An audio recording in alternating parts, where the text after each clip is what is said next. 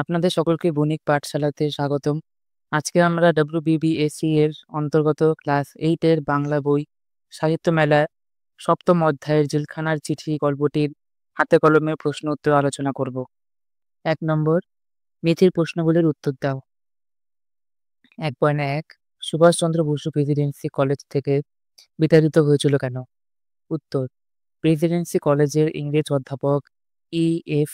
ওটেন প্রায়শই ভারতীয়দের সম্পর্কে অবমাননাকর মন্তব্য করতেন। দেশপ্রেমিক ও আত্মমর্যাদা সম্পন্ন ছাত্র সুভাষচন্দ্র বসু। ১.২ রাসবিহারী বসুর কাছ থেকে তিনি কোন দায়িত্বভার গ্রহণ করেছিলেন? উত্তর, রাসবিহারী বসু ছিলেন ভারতের স্বাধীনতা সংগ্রামের একজন অগ্রগণ্য বিপ্লবী এবং আজাদ হিন্দ ফৌজ এর অন্যতম প্রতিষ্ঠাতা। ১৯৪৩ সালে সিঙ্গাপুরে তিনি আজাদ হিন্দ ফৌজ ও ভারতীয় স্বাধীনতা লীগ এর সর্বাধিনায়কের দায়িত্ব নেতাজি সুভাষচন্দ্র বসুর হাতে তুলে দেন। ২ নম্বর, অনধিক ৩টি বাক্যে নিচে প্রশ্নগুলির উত্তর দাও। ২.১ তোমার পাঠ্যপত্রখানি কে, কোথা থেকে, কে লিখেছিলেন? পাঠ্যপত্রখানি নেতাজি সুভাষচন্দ্র বসু ব্রহ্মদেশের যে বর্তমান মায়ানমার মান্দালয় জেল থেকে তার বন্ধু প্রখ্যাত গায়ক ও লেখক দিলীপ কুমার রায়কে লিখেছিলেন। ২.২ কোন ব্যাপারটিকে পত্রলেখক আধ্যাত্মিক দৃষ্টিতে দেখার কথা বলেছেন? উত্তর, লেখক সুভাষচন্দ্র বসু তার কারাবাসের ঘটনাকে আধ্যাত্মিক দৃষ্টিতে দেখার কথা বলেছেন। তিনি মনে করেন, যখন কোনো কষ্টকর পরিস্থিতিতে এড়ানো যায় না, তখন তার অন্তর্নিহিত অর্থ বা শিক্ষা খুঁজে বের করার চেষ্টা করা উচিত। তার মতে বাধ্যতামূলক এই নির্বাসন তাকে জীবনের গভীর আধ্যাত্মিক দিকগুলি নিয়ে ভাবার সুযোগ করে দিয়েছিল। ২.৩ বন্দিদশার মানুষের মনে শক্তি সঞ্চারিত হয় কিভাবে? উত্তর, সুভাষচন্দ্রের মতে বন্দিদশায় মানুষের মনে শক্তি সঞ্চারিত হয় অন্তরের সম্পদ বা আধ্যাত্মিক শক্তির মাধ্যমে। মানুষ যদি বাইরের পৃথিবীর অভাবে নিজের ভেতরে চিন্তা জগতে মগ্ন হতে পারে এবং গভীর ভাবনা ও দর্শনের জন্য খোরাক খুঁজে পায়, তবে শারীরিক বন্দিত্ব তাকে দুর্বল করতে পারে না। এই আধ্যাত্মিক বন্দি জীবনের কষ্টকে জয় করতে সাহায্য করে। ২.৪ মান্দালয় জেল কোথায় অবস্থিত? উত্তর, মান্দালয় জেল ব্রিটিশ শাসনাধীন ব্রহ্মদেশে বার্মা অবস্থিত ছিল, যার বর্তমান নাম মায়ানমার। ব্রিটিশ সরকার বহু ভারতীয় স্বাধীনতা সংগ্রামীকে যেমন লোকমান্য তিলক এবং সুভাষচন্দ্র বসুকে দেশ থেকে দূরে নির্বাসিত করে রাখার জন্য এই কারাগারে বন্দী রাখত। ২.৫ ভারতীয় জেল বিষয়ে একটি পুস্তক সুভাষচন্দ্রের লেখা হয়ে ওঠেনি কেন? উত্তর, সুভাষচন্দ্র তার কারাবাসের অভিজ্ঞতা নিয়ে একটি বই লেখার ইচ্ছা প্রকাশ করলেও তা লেখা হয়ে ওঠেনি। এর কারণ হিসেবে তিনি পত্রে উল্লেখ করেছেন যে এ ধরনের একটি বিস্তারিত গ্রন্থ রচনার জন্য যে উত্তম শক্তি এবং মানসিকতা স্থিরতা প্রয়োজন, কারাবাসের কঠোর পরিবেশে তা তার ছিল না। দেশের স্বাধীনতার জন্য সংগ্রামেই তার মূল লক্ষ্য হওয়ায় সাহিত্য রচনার জন্য প্রয়োজনীয় সময় ও সামর্থ্য তিনি পাননি। ২.৬ সুভাষচন্দ্র কোন দিলীপ রায়ের প্রেরিত বইগুলি ফেরত পাঠাতে পারেননি? উত্তর, সুভাষচন্দ্র বসু তার বন্ধু দিলীপ কুমার রায়ের পাঠানো বইগুলি তৎক্ষণাৎ ফেরত পাঠাতে পারেননি। তিনি চিঠিতে সানন্দে জানিয়েছেন যে বইগুলির অনেক পাঠ জুটেছে, তাই সকলের পড়া শেষ না হওয়া পর্যন্ত তিনি বইগুলো নিজের কাছে রেখে দিতে চেয়েছিলেন। তো এবার আমরা ফিরে আসি প্রশ্ন নম্বর ৩। নিচের প্রশ্নগুলির উত্তর কয়েকটি বাক্যে লেখো। ৩-১ নেতাজি ভবিষ্যতের কোন কর্তব্যের কথা এই চিঠিতে লিখেছিলেন? কেন এই কর্তব্য স্থির করেছেন? কারা শাসন প্রণালী বিষয়ে কাদের পরিবর্তে কাদের প্রণালীকে তিনি অনুসরণযোগ্য বলে মনে করেছেন? উত্তর, ভবিষ্যতের কর্তব্য। এই চিঠিতে নেতাজি ভারতীয় জেল ব্যবস্থার সংস্কারকে তার ভবিষ্যতের অন্যতম প্রধান কর্তব্য হিসেবে স্থির করেছেন। কর্তব্য স্থির করার কারণ, নিজের কারাবাসের দুঃসহ অভিজ্ঞতা থেকে তিনি উপলব্ধি করেন যে ব্রিটিশ কারা ব্যবস্থা বন্দীদের শারীরিক ও মানসিক স্বাস্থ্যের উপর অত্যন্ত খারাপ প্রভাব ফেলে। এই ব্যবস্থা বন্দীদের সংশোধনের পরিবর্তে তাদের মনুষ্যত্বকে নষ্ট করে দেয় এবং তাদের আকাল বার্ধক্যের দিকে ঠেলে দেয়। কর্তব্য স্থির করার কারণ, নিজের কারাবাসের দুঃসহ অভিজ্ঞতা থেকে তিনি উপলব্ধি করেন যে ব্রিটিশ কারা ব্যবস্থা বন্দীদের শারীরিক ও মানসিক স্বাস্থ্যের ওপর অত্যন্ত খারাপ প্রভাব ফেলে। এই ব্যবস্থা বন্দীদের সংশোধনের পরিবর্তে তাদের মনুষ্যত্বকে নষ্ট করে দেয় এবং তাদের অকাল বার্ধক্যের দিকে ঠেলে দেয়। তাই তিনি এই অমানবিক ব্যবস্থার আমূল পরিবর্তন করতে চেয়েছিলেন। অনুসরণযোগ্য প্রণালী। সুভাষচন্দ্র বসু ব্রিটিশদের দমনমূলক কারা শাসন প্রণালীর পরিবর্তে আমেরিকার যুক্তরাষ্ট্র, ইউনাইটেড স্টেটস এবং অন্যান্য উন্নত দেশগুলির সংশোধনমূলক এবং মানবিক কারা প্রণালীকে অনুসরণযোগ্য বলে মনে করেছেন। তিনি ২ সেই জন্য খুবই খুশি হয়েছি। বক্তাকে তিনি কি জন্য খুশি হয়েছেন? বক্তা উদ্ধৃত অংশে বক্তা হলেন নেতাজি সুভাষচন্দ্র বসু। দ্বিতীয় পয়েন্ট, খুশি হওয়ার কারণ। তৎকালীন ব্রিটিশ জেলগুলিতে বাইরে থেকে আসা চিঠি বন্দীদের হাতে দেওয়ার আগে কঠোরভাবে পরীক্ষা করা হতো। অনেক সময় সামান্য অজুহাতেও চিঠি আটকে দেওয়ার বা নষ্ট করে ফেলা হতো। কিন্তু দিলীপ কুমার রায়ের পাঠানো চিঠিটি বিনা বাধা এবং কোনো অংশ বাদ না দিয়েই তার হাতে এসে পৌঁছেছিল, যা সচরাচর ঘটত না। এই অপ্রত্যাশিত প্রাপ্তিতে তিনি অত্যন্ত খুশি হয়েছিলেন। ৩ আমার পক্ষে এর উত্তর দেওয়া সুকঠিন। কে কাকে কথা বলেছিলেন? কিসের উত্তর দেওয়ার কথা বলা হয়েছে? প্রথম পয়েন্ট, কে কাকে বলেছেন? এই কথাটি নেতাজি সুভাষচন্দ্র বসু তার বন্ধু দিলীপ কুমার রায়কে লেখা চিঠিতে বলেছেন। কিসের উত্তর? দিলীপ কুমার রায়ের লেখা চিঠিটি ছিল অত্যন্ত আন্তরিক ও আবেগপূর্ণ, যা সুভাষচন্দ্রের হৃদয়কে গভীরভাবে স্পর্শ করেছিল। সুভাষচন্দ্র বলেছেন যে সেই চিঠিটির প্রতিটি কথার উত্তর দেওয়া তার পক্ষে কঠিন। এর কারণ ২টি। প্রথমত, জেলের সেন্সরশিপ কারণে তিনি খোলামেলাভাবে নিজের মনের সব কথা লিখতে পারবেন না। দ্বিতীয়ত, দিলীপ কুমারের চিঠির গভীরতা তাকে এতটাই নাড়া দিয়েছিল যে উপযুক্ত ভাষায় তার প্রত্যুত্তর দেওয়াও কঠিন মনে হয়েছিল। ৩-৪ পরের বেদনা সেই বুঝে শুধু যেজন ভুক্তভোগী। উদ্ধৃতির সমর্থক বাক্য পত্রটি থেকে খুঁজে নিয়ে লেখো। সেই বাক্যটি থেকে লেখকের কোন মানসিকতার পরিচয় পাও? সমার্থক বাক্য। উদ্ধৃতিটির সমার্থক বাক্যটি হলো, আমার মনে হয় না আমি যদি স্বয়ং কারাবাস না করতাম, তাহা হইলে একজন কারাবাসী বা অপরাধীকে ঠিক সহানুভূতির চোখে দেখতে পারতাম। লেখকের মানসিকতা। এই বাক্যটি থেকে লেখকের গভীর সহানুভূতি, সংবেদনশীলতা এবং বাস্তব অভিজ্ঞতা ভিত্তিক প্রজ্ঞার পরিচয় পাওয়া যায়। তিনি বিশ্বাস করতেন যে কোনো কষ্ট নিজে ভোগ না করলে অন্যের সেই কষ্টের গভীরতা পুরোপুরি বোঝা সম্ভব নয়। এই উপলব্ধি তাকে কারা সংস্কারের প্রতি দায়বদ্ধ এবং প্রমাণ করে যে তিনি কেবল একজন রাজনৈতিক নেতাই নন, একজন সংবেদনশীল মানুষও ছিলেন। ৩-৫ আমার মেয়াদ শেষ হওয়া পর্যন্ত আধ্যাত্মিক দিক দিয়ে অনেকখানি লাভবান হতে পারব। কোন প্রসঙ্গে বক্তার এই উক্তি? জেল জীবনে তিনি আধ্যাত্মিক দিক দিয়ে কিভাবে লাভবান হওয়ার কথা বলেছেন। প্রসঙ্গ, জেলের নির্জন পরিবেশে জীবনের গভীর ও জটিল প্রশ্নগুলি নিয়ে ভাবার সুযোগ পাওয়ার প্রসঙ্গে বক্তা এই উক্তিটি করেছেন। লাভবান হওয়ার ব্যাখ্যা। সুভাষচন্দ্র মনে করতেন যে বাইরের জগতের কোলাহল থেকে দূরে জেলের নির্জনতা তাকে আত্মবিশ্লেষণ ও আধ্যাত্মিক চিন্তার সুযোগ করে দিয়েছে। এই বন্দি দশায় তিনি জীবনের অনেক জটিল সমস্যার সমাধান খুঁজে পেয়েছেন এবং তার অনেক অস্পষ্ট ধারণা স্পষ্ট হয়েছে। এই আত্ম উপলব্ধি এবং আধ্যাত্মিক চেতনার উন্মোচনকে তিনি জেল জীবনের লাভ হিসেবে দেখেছেন। ৩.৬ মার্টেডম শব্দটির অর্থ কি? এই শব্দটি উল্লেখ করে বক্তা কি বক্তব্য রেখেছেন? অর্থ, মার্টেডম শব্দটির আক্ষরিক অর্থ শহীদত্ব বা কোনো মহৎ উদ্দেশ্যে আত্মত্যাগ বা আত্মবলিদান।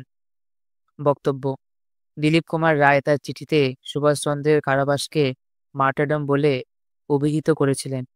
উত্তরে সুভাষচন্দ্র অত্যন্ত বিনয়ের সঙ্গে জানান যে তিনি নিজেকে এই বিশাল বিশেষণের যোগ্য বলে মনে করেন না। তার কাছে শহীদত্ব একটি মহান আদর্শ মাত্র, যা তিনি অর্জন করার চেষ্টা করতে পারেন কিন্তু কখনো অর্জন করেননি। এই উক্তির মাধ্যমে সুভাষচন্দ্রের গভীর বিনিময়, আত্মত্যাগ এবং আদর্শের প্রতি অবিচল নিষ্ঠার পরিচয় পাওয়া যায়। ৩.৭ যখন আমাদিগকে জোর করে বন্দী করে রাখা হয়, তখনই তাদের মূল্য বুঝতে পারা যায়। কোন প্রসঙ্গে কথা বলা হয়েছে? তাদের মূল্য বিষয়ে লেখকের বক্তব্য আলোচনা করো। প্রসঙ্গ, জীবনের সাধারণ কিন্তু মূল্যবান বিষয়, যেমন স্বাধীনতা, মুক্ত বাতাস এবং প্রিয়জনেদের সঙ্গে প্রসঙ্গে লেখক এই উক্তিটি করেছেন। তাদের মূল্য বিষয় বক্তব্য। লেখকের মতে যে জিনিসগুলি আমরা স্বাভাবিক জীবনে সহজলভ্য বলে ধরে নিই, সেগুলির প্রকৃত মূল্যই তখন বোঝা যায় যখন আমরা তা থেকে বঞ্চিত হই। জেলখানার বন্দি জীবনে তিনি প্রকৃতির সৌন্দর্য, মানুষের সঙ্গ এবং স্বাধীনতার তীব্র ভাব অনুভব করেছেন। এই অভিজ্ঞতা থেকে তিনি উপলব্ধি করেছেন যে এই সাধারণ জিনিসগুলি জীবনের প্রকৃত সুখ এবং আনন্দের উৎস, যা জোর করে কেড়ে নেওয়া হলে জীবনের শূন্যতা প্রকট হয়ে ওঠে। ৩-৮ মানুষের পারিপার্শ্বিক অবস্থা কি কঠোর ও নিরানন্দময়! যে ঘটনায় লেখকের মনে এই উপলব্ধি ঘটে তার পরিচয় দাও। উত্তর: কারাগারের ভিতরের অমানবিক এবং বিষণ্ণ পরিবেশ পর্যবেক্ষণ করে লেখকের এই উপলব্ধি হয়েছিল। তিনি দেখেছিলেন যে জেলের জীবন বন্দীদের শারীরিক এবং মানসিকভাবে পঙ্গু করে দেয়। এখানকার দৈহিক কষ্টের চেয়েও মানসিক যন্ত্রণা, অপমান এবং নিরানন্দের ভার অনেক বেশি। বন্দীদের সংশোধনের কোনো সুযোগ না দিয়ে তাদের মনুষ্যত্বকে ধীরে ধীরে শেষ করে দেওয়ার এই প্রক্রিয়া দেখেই লেখকের মনে হয়েছিল যে এখানকার পারিপার্শ্বিক অবস্থা অত্যন্ত কঠোর ও নিরানন্দময়। ৩-৯ এই চিঠিতে কারাবন্দী অবস্থাতেও দুঃখাকাতর, হতাশাগ্রস্ত নয় এবং আত্মবিশ্বাসী এবং আশাবাদী নেতাজির পরিচয় ফুটে উঠেছে। পত্রটি অবলম্বনে নিজের ভাষায় মন্তব্যটির যথার্থতা পরিস্ফুট করো। উত্তর: সুভাষচন্দ্র বসুর লেখা এই পত্রটি নিঃসন্দেহে প্রমাণ করে যে কারাগারের কঠিনতম পরিস্থিতির মধ্যেও তিনি দুঃখ বা হতাশায় ভেঙে পড়েননি, বরং একজন আত্মবিশ্বাসী ও আশাবাদী নেতা হিসেবেই নিজেকে প্রতিষ্ঠিত করেছেন। মন্তব্যটি সম্পূর্ণ যথার্থ। এর সপক্ষে নিম্নলিখিত যুক্তিগুলি তুলে ধরা হলো।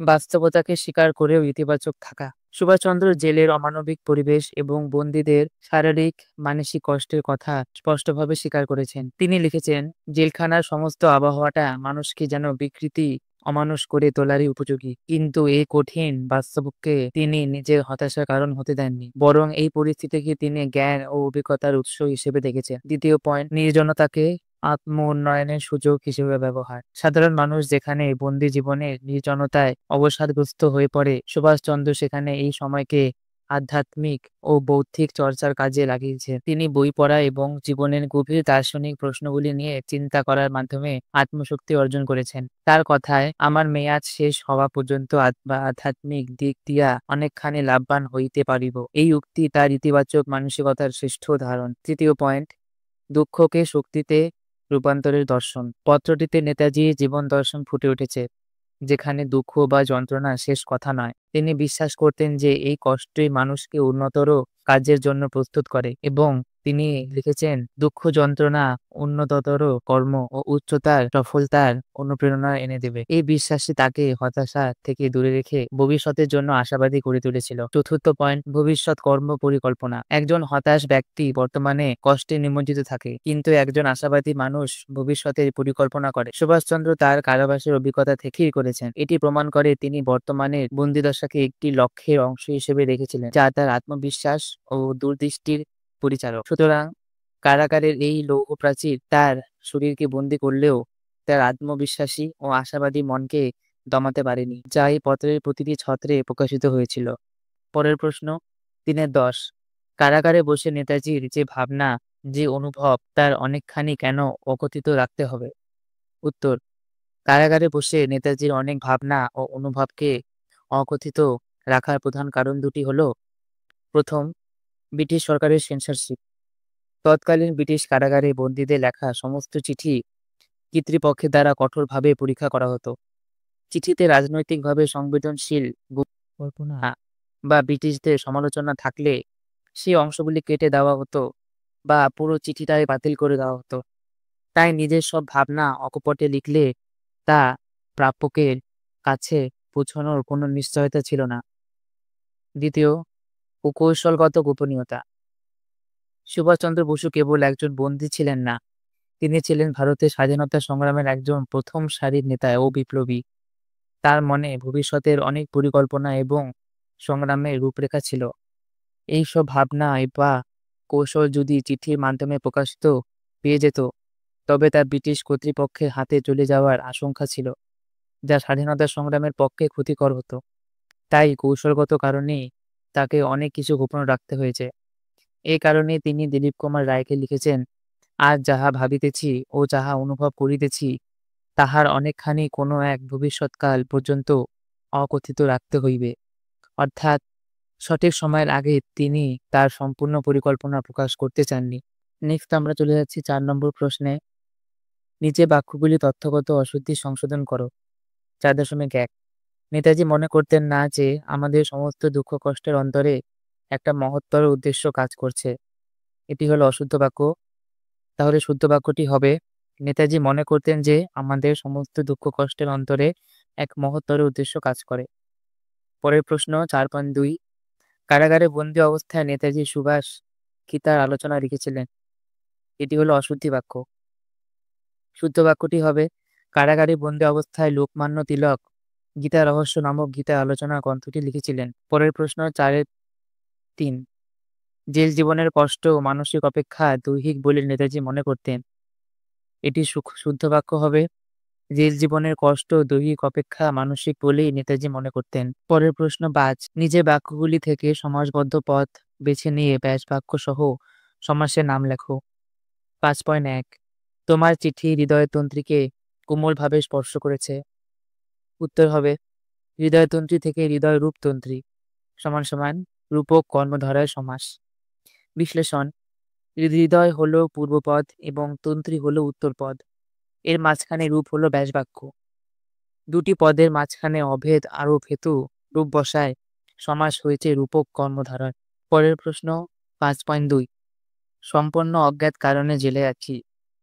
উত্তর অজ্ঞাত থেকে নয় জ্ঞাত সমান সমান না তৎপুরুষ সমাস। বিশ্লেষণ যে তৎপুরুষ সমাসে পূর্বপদে নিষেধমূলক অব্যয়পদ যুক্ত থাকে তাকে বলে না তৎপুরুষ সমাস। ৫.৩ তখন আমার নিঃসংশয় ধারণা জন্মে। উত্তর নিঃসংশয় থেকে নেই সংশয় যার সমান সমান না বহুব্রীহি। বিশ্লেষণ যে বহুব্রীহি সমাসে পূর্বপদ না বোধক অব্যয়পদ থেকে তাকে না বহুব্রীহি সমাস বলে। ৫.৪ নতুন দণ্ডবিধির জন্যে পদ ছেড়ে দিতে হবে। দণ্ডবিধি থেকে দণ্ডের নিমিত্ত বিধি সমান সমান নিমিত্ত তৎপুরুষ সমাস। বিশ্লেষণ যে তৎপুরুষ সমাসে নিমিত্ত জন্য উদ্দেশ্য ইত্যাদি অনুসর্গ বসে তাকে নিমিত্ত তৎপুরুষ সমাস বলে। পরের প্রশ্ন ৫.৫ লোকমান্য তিলক কারাবাসে কালে গীতায় আলোচনা লেখেন। লোকমান্য থেকে লোক দ্বারা মান্য সমান সমান করণ তৎপুরুষ সমাস। বিশ্লেষণ যে তৎপুরুষ সমাসে পূর্বপদের সঙ্গে করণ কারকে ব্যবহৃত অনুসর্গ অর্থাৎ দ্বারা বা দিয়ে বা কর্তৃক থাকে তাকে করণ তৎপুরুষ সমাস বলে। পরের প্রশ্ন ৬ শব্দগুলির ব্যুৎপত্তি নির্ণয় করো। পাঠক দর্শন দৈহিক আধ্যাত্মিক ভণ্ডামি সমৃদ্ধ মহত্ব ও অভিজ্ঞতা। উত্তর হবে প্রথম পাঠক পঠ যোগ অক। ২ নম্বর দর্শন দৃশ্য যোগ অনট। ৩ নম্বর দৈহিক দেহ যোগ শিখ। ৪ আধ্যাত্মিক অধ্যাত্ম যোগ ইক। ৫ ভণ্ডামি ভণ্ড যোগ আমি। ৬ সমৃদ্ধ সম যোগ হৃদ যোগ ত। ৭ মহৎ মহৎ যোগ তয়বয়। ৮ অভিজ্ঞতা অভিজ্ঞ ব্র্যাকেটে উভি যোগ জ্ঞা যোগ অ ব্র্যাকেট ক্লোজ যোগ তা অভিজ্ঞতা। পরের প্রশ্ন ৭ নির্দেশ অনুযায়ী বাক্য পরিবর্তন। ৭ নম্বর ১ আমার পক্ষে এর উত্তর দেওয়া সুকঠিন না সূচক বাক্যে পরিবর্তন। উত্তর হবে আমার পক্ষে এর উত্তর দেওয়া সহজ নয়। পরের প্রশ্ন ৭.২ সেজন্যে সাধারণের কাছে মুখ দেখাতে সে লজ্জা পায় প্রশ্নবোধক বাক্যে পরিবর্তন। উত্তর হবে এখানে সেজন্যই কি সে সাধারণের কাছে মুখ দেখাতে লজ্জা পায়। পরের প্রশ্ন ৭.৩ লজ্জায় তারা বাড়িতে কোনো সংবাদ দেয়নি যৌগিক বাক্যে পরিবর্তন। উত্তর হলো এখানে তারা লজ্জা পেয়েছিল এবং তাই বাড়িতে কোনো সংবাদ দেয়নি। ৭.৪ কতকগুলি অভাব আছে যা মানুষের ভেতর থেকে পূর্ণ করে তুলতে পারে সরল বাক্যে পরিবর্তন। উত্তর হবে মানুষ কতগুলি অভাব ভিতর থেকে পূর্ণ করে তুলতে পারে পরের প্রশ্ন ৭.৫ বিনা দুঃখ কষ্টে যা লাভ করা যায় তার কোনো মূল্য আছে? নির্দেশ বাক্যের পরিবর্তন। উত্তর বিনা দুঃখ কষ্টে যা লাভ করা যায় তার কোনো মূল্য নেই। পরের প্রশ্ন ৮.১ শুধু শাস্তি দেওয়া নয়, সংশোধনী হওয়া উচিত জেলের প্রকৃত উদ্দেশ্য। তুমি কি এই বক্তব্যের সঙ্গে একমত? তোমার উত্তরের পক্ষে যুক্তি দাও। আমি এই বক্তব্যের সঙ্গে সম্পূর্ণরূপে একমত। কারাগারের উদ্দেশ্য শুধুমাত্র শাস্তি দেওয়া নয়, বরং বন্দির মানসিকতার পরিবর্তন ঘটিয়ে তাকে সংশোধন করা এবং সমাজের মূল স্রোতে ফিরিয়ে আনাই হওয়া উচিত। এর সপক্ষে আমার যুক্তিগুলি নিচে দেওয়া হলো। মানবিক দৃষ্টিকোণ প্রতিটি মানুষই ভুল সংশোধনের এবং নিজেকে পরিবর্তন করার সুযোগ প্রাপ্য। কঠোর শাস্তি বন্দির মনে প্রতিহিংসা এবং সমাজ বিমুখতা তৈরি করতে পারে, কিন্তু সহানুভূতির সঙ্গে সংশোধনের সুযোগ দিলে তার মধ্যে অনুশোচনা এবং ভালো হওয়ার ইচ্ছা জাগতে পারে। সুভাষচন্দ্র বসু যেমন তার পত্রে উল্লেখ করেছেন, জেলের দৈহিক কষ্টের চেয়ে মানসিক কষ্ট অনেক বেশি, যা মানুষকে ভেতর থেকে ভেঙে দেয়। সংশোধনের পথে এই মানসিক ক্ষতে মলম লাগাতে পারে। দ্বিতীয় পয়েন্ট, সামাজিক নিরাপত্তা। একজন অপরাধীকে সংশোধন করে সুস্থ জীবনের পথে ফিরিয়ে আনতে পারলে সমাজেরই লাভ। কারণ কারাগার থেকে বেরিয়ে তিনি যদি হিংসাত্মক বা অপরাধমূলক কাজ থেকে বিরত থাকেন, তবে সমাজের অপরাধের হার কমে। অন্যদিকে শুধু শাস্তি ভোগ করে জেলে থেকে বের হওয়া একজন কট্টর অপরাধী সমাজের জন্য আরও বড় বিপদের কারণ হয়ে দাঁড়াতে পারে।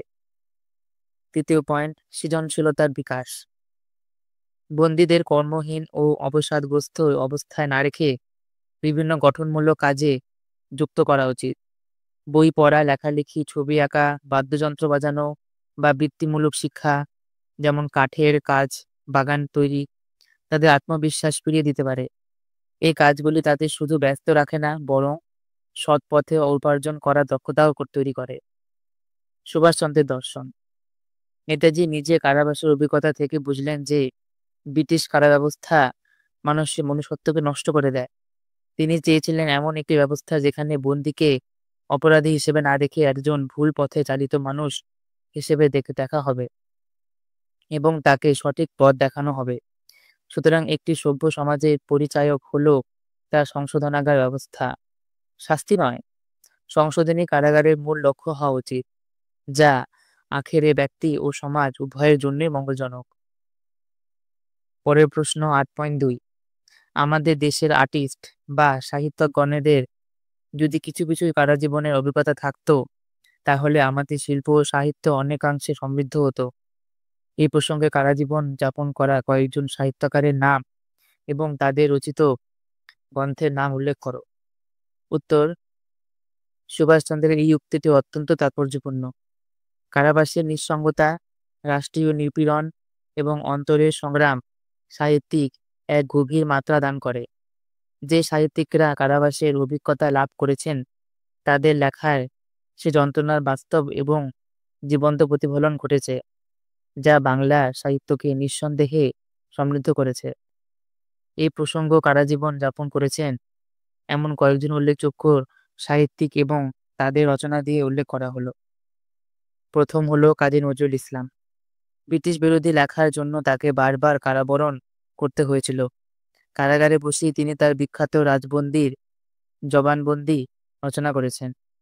তার বিষয়ে বাঁশি, ভাঙার গান এবং সর্বহারা এর মতো কাব্যগ্রন্থে তার বিদ্রোহী সত্তায় ও কারাজীবনের যন্ত্রণার ছাপ স্পষ্ট। দ্বিতীয় হলো সতীনাথ ভাদুড়ী। বাংলা সাহিত্যের অন্যতম শ্রেষ্ঠ উপন্যাস জাগরি তার কারাজীবনের অভিজ্ঞতার ফসল। ১৯৪২ সালে ভারত ছাড়ো আন্দোলনে যোগ দিয়ে তিনি কারারুদ্ধ হন। এই উপন্যাসে এক রাজনৈতিক বন্দীর ফাঁসির আগের রাতের মনস্তাত্ত্বিক টানাপোড়েন এবং পরিবারের সদস্যদের ভিন্ন ভিন্ন রাজনৈতিক আদর্শের সংঘাত নিখুঁতভাবে ফুটে উঠেছে। এই গ্রন্থের জন্য তিনি রবীন্দ্র পুরস্কারে সম্মানিত হন। তৃতীয় হলো তারাশঙ্কর বন্দ্যোপাধ্যায়। রাজনৈতিক কারণে তাকেও কারাবাস করতে হয়েছিল। তার সেই অভিজ্ঞতার ভিত্তিতে তিনি পাষাণপুরী উপন্যাসটি রচনা করেন, যেখানে জেলের ভেতরের জীবনযাত্রার এক বাস্তব চিত্র ফুটে ওঠে। চতুর্থ হলো মহেশ্বরা দেবী।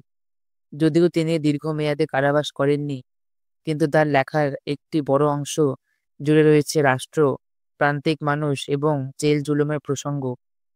তার বিখ্যাত উপন্যাস হাজার চুরাশির মা তে নকশালপন্থী ছেলের জন্য এক মায়ের অন্তহীন অপেক্ষা ও রাষ্ট্রীয় নিপীড়নের যে চিত্র তিনি এঁকেছেন, তা কারাজীবনের বাইরের এক বৃহত্তর কারাগারেরই প্রতিচ্ছবি। পরের প্রশ্ন ৮.৩। পত্রটি পড়ে কারাজীবন বিষয়ে তোমার যে ধারণা ও অনুভূতি জন্মেছে তা জানিয়ে বন্ধুকে একটি পত্র লেখো। ডান দিক থেকে শুরু হবে তোমার ঠিকানা, কৃষ্ণনগর, জঙ্গিপাড়া, হুগলি, 15 জুলাই 2023। বাদিক থেকে শুরু হবে উত্তর। প্রিয় মিলন, আশা করি তুমি ভালো আছিস। আজ তোকে একটি বিশেষ অনুভূতির কথা জানাতে এই চিঠিটি লিখেছি। সম্প্রতি আমাদের পাঠ্য হিসেবে নেতাজি সুভাষচন্দ্র বসুর লেখা জেলখানার চিঠি পড়লাম। পড়ার পর থেকে কারাগারের জীবন সম্পর্কে আমার ধারণা ও অনুভূতি সম্পূর্ণ বদলে গেছে। আর সে কথাই তোকে জানাতে চাই। চিঠিটি পড়ার আগে আমার ধারণা ছিল জেল মানে হয়তো শুধু 4 দেওয়ালের মধ্যে বন্দি থাকা আর কিছু শারীরিক শাস্তি। কিন্তু নেতাজির লেখা পড়ে আমি শিউরে উঠেছি। তিনি লিখেছেন, জেলের আসল কষ্ট শারীরিক নয়, মানসিক। সেখানে বন্দীদের জন্য কোনো আনন্দ বা সংশোধনের সুযোগ তো নেই, বরং আছে শুধু পদে পদে অপমান আর লাঞ্ছনা। নিম্নমানের খাবার আর অস্বাস্থ্যকর পরিবেশে থাকতে থাকতে বন্দীদের নৈতিক অবক্ষয় ঘটে এবং অমানবিকতার কথা জেনে মনটা খুব ভারাক্রান্ত হয়ে গেল। তবে সবচেয়ে যা আমাকে অবাক করেছে তা হলো নেতাজির মনের নিজের মানসিক শক্তি। এত কষ্ট আর প্রতিকূলতার মাঝে তিনি এতটুকু হতাশ হননি। এই চিঠি পড়ার পর আমি বুঝতে পারছি নেতাজি ছাড়াও কাজী নজরুল ইসলাম বা সতীনাথ ভাদুড়ির মতো মহান ব্যক্তিরা দেশের জন্য কতখানি ত্যাগ স্বীকার করেছেন। তাদের এই আত্মত্যাগের কথা ভেবে শ্রদ্ধায় আমার মাথা নত হয়ে আসে। তোর সময় হলে তুইও চিঠিটা পড়িস। আশা করি তোর ভালো লাগবে। বাড়ির সবাইকে আমার প্রণাম ও ভালোবাসা জানাস। ডান দিকে ইতি তোর বন্ধু শৈবিক, বাদিকে বন্ধু ঠিকানা। পরের প্রশ্ন ৮.৪। নেতাজি সুভাষচন্দ্র বসু সম্পর্কে আরো জেনে সুভাষচন্দ্রের স্বদেশপ্রেম বিষয়ে একটি প্রবন্ধ রচনা করো। উত্তর। সুভাষচন্দ্রের স্বদেশপ্রেম। তোমার আমাকে রক্ত দাও, আমি তোমাদের স্বাধীনতা দেব।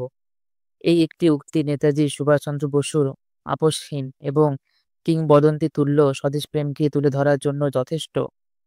ভারতের স্বাধীনতা সংগ্রামের ইতিহাস বহু নেতা ও বিপ্লবীর অবদান থাকলেও সুভাষচন্দ্রের পথ ছিল অন্যান্য।